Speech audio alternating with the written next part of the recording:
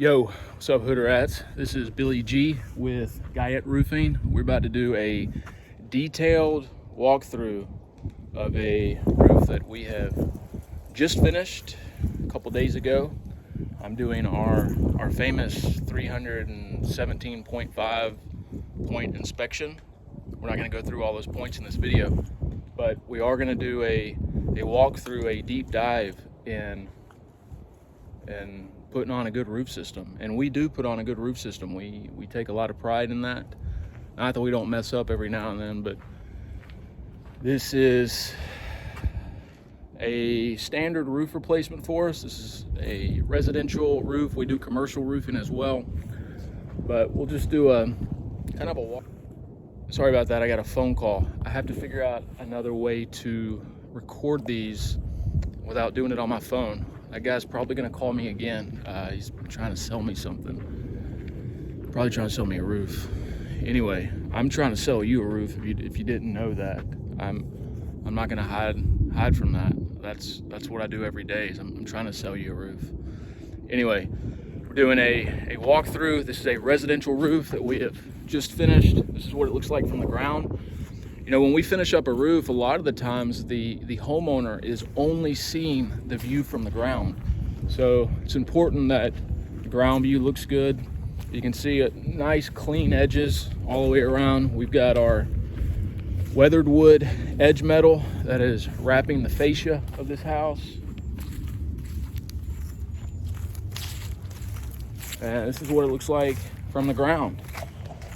We take let's see if I can get through here. We spend a lot of time doing cleanup at the end of a job.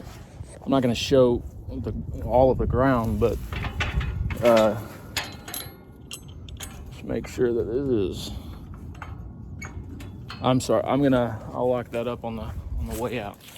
Anyway, this is what it looks like from the ground. This is a average size roof for us. It does have some interesting details, and this is why I wanted to do a walkthrough. We do anywhere from 7 to 12 of these a week with the same crew, so our guys really know how to put on a good roof system. So here's my ladder right here, and let's go. I'm just gonna try to be as detailed as I can. Sometimes I can be long-winded, I guess, when we're talking about a roof, but let's go. I think this intro is done. Here we go. I'm gonna turn this off, reverse the camera, and we're gonna look at it that way. I think we're tired of looking at me. Here we go. All right, so first thing we got is our edge metal. Our edge metal either matches or complements the shingle color. So this is aluminum edge metal, or drip edge. It has an 1.5 inch profile and goes up the roof 4 inches. We've got our synthetic underlayment. As you can see in there, it sits on top of the edge metal when the edge metal is on the eaves. If we're on a rake end, the underlayment goes underneath the edge metal. We've got a self-sealing starter strip. This is GAF's Pro Start starter. This ensures a good seal at the eave, protects against wind uplift. Very important to use a self-sealing starter. A lot of companies will use a regular shingle, turn it upside down, and call that a starter. That doesn't give you the self-sealing capacity, and you are vulnerable to wind uplift in the event of a storm. Let's see, since we're right here, we'll talk about our ridge caps. We've got GAF Sealer ridge caps. It's the same color as the field shingles. These are weathered wood. This is Timberline HDZ. And then we've got weathered wood Sealer ridge. We've got 4 nails in every ridge cap, and these are also self-sealing. A lot of companies will use a 3-tab shingle, cut the 3-tab shingle into 3 tabs, and then use that as their ridge cap. That is not the way to wrap your hip and ridges. All right, we're gonna make a big circle around this roof. These are the pipe collars that we use. This is an ultimate pipe collar. This is just a heavy duty pipe collar. Looks like we spilled a little paint on that. This pipe collar will last just as long as the shingles. It's one of the only pipe collars on the market that'll last just as long as the shingles. There are lead pipe collars that will also last a long time, but squirrels in the southeast like to chew on the lead, so we try to stay away from those, especially if we have a lot of trees around us, which pretty much every neighborhood in the southeast has a lot of pine trees. Underneath any obstruction that we have, so right now we're looking at a plumbing penetration. This is a 2-inch PVC pipe. Underneath the pipe collar, we have GAF Storm Guard. You can see a little bit of it sticking out right there. I'll trim that up here in a minute. But it's underneath the pipe collar. In the event of a wind-driven rain, it's just a target patch of self-adhering leak barrier. The brand manufacturer is also GAF. That is GAF Storm Guard. And around all of our pipe assemblies, we have Storm Guard that wraps the pipe. That low profile vent over there, that's a 550 vent. We've got 2 of them. We also have Storm Guard around those. We've got a water heater pipe and a furnace pipe. Around the water heater and furnace pipe, we've changed out the base flashing and the collar. So these are our 550 vents. We screw down all of our vents. We've got heavy duty screws with neoprene gaskets, and then these are painted to match the shingle. So all of our flashing details are painted weathered wood. This is a furnace pipe. So what we do on our roof assemblies is we change the base flashing out, which is this. This is where your water is going to drain. We've got our Storm Guard underlayment underneath this. We change out the base flashing and we change out the storm collar. This is standard on all of our roof replacements. We leave the actual pipe assembly. We normally leave the high wind top unless it's damaged, but the storm collar and base flashing we change out. So this roof has several flat roofs on it. We put a light taper, a 1/8 inch taper on these flat roofs where we have AA, A, then B insulation, tapered pieces of insulation, and then 1/2 inch cover board on top of all of that. This is GAF Everguard 60 mil PVC. Comes in bright white. It's kind of dirty right now. All of these are going to be kind of dirty. We literally just got off the roof. After the first rain, a lot of this dirt will wash off.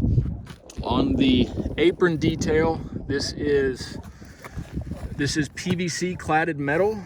This metal is made to be to where you can weld the membrane onto the metal.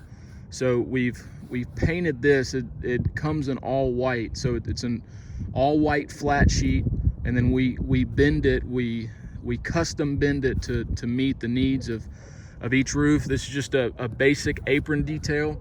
So we've got about 5 inches going down the roof slope. Our shingles go way underneath there, and then we've got another 5 inches on top of the flat roof here, and we weld a cover strip on top of that. So this cover strip right here is welded directly to the metal. So this is a flat roof system that is made to shed water and made to last a long time. We prefer membrane roof systems on our flat roofs, either TPO or PVC. We like to use PVC. Sometimes it can be cost prohibitive, and when we use TPO, we've got a good slope. So we've got another flat roof up here. Same thing, we've got 60 mil PVC and then the PVC cladded edge metal. This little detail right here is all of the all the PVC cladded edge metal is the pieces come in 10 feet sections, and where they join, we heat weld PVC where they join to keep water out. That's a pretty important step right there. We've also done the same thing with our corners here. So we've got a strip right here that is welded to this corner. Another PVC roof right there. That is a rounded front porch overhang. It has the same taper design and the same 60 mil PVC. So we've got 3 power attic fans on this roof. This is a GAF power attic fan, and we have not connected these yet. These are going to be installed by a licensed electrician. We've got 1, 2, 3. So this is the last flat roof. There are 4 on this roof. Got another water heater pipe. We've changed the base flashing and the storm collar. Another ultimate pipe, and then we've got 2 chimneys. You can see on this chimney right here kind of connects to the flat roof, so we've got a backsplash right here. This backsplash is PVC cladded metal, so this is very thick, 26 gauge metal. This might actually be thicker than, so it's 26 gauge metal plus a PVC coating. So this is very thick metal. The reason we have PVC cladded metal is because we have our membrane from this flat roof, which is dirty. It'll wash off and be white after the next rain. But we've got our membrane welded directly to the backsplash on the chimney. This right here, we've got mounted counter flashing. There are 2 types of counter flashing that you can use. On older brick chimneys like this, we like to use the mounted counter flashing. So we've got our base flashing that goes underneath it, and then the mounted counter flashing sits directly on the brick. There's another type of reglet flashing where you grind quarter to half an inch into the brick, and then you put your flashing inside there. That one is probably preferable, but when you're working with old chimneys, you don't know what you're going to find when you start grinding into it. You can make the situation worse. So we've got our mounted counter flashing, and then we've got 2 layers of silicone that's closing that up.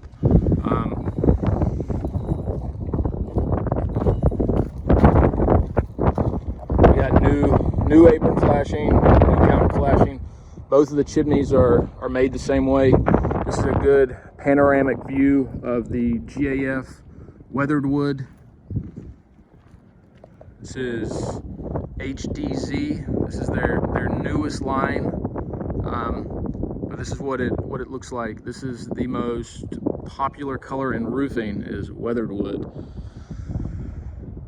There's a good view of the flat there. Got another furnace pipe, and then ultimate pipe flashing there. We got several ultimate pipes here.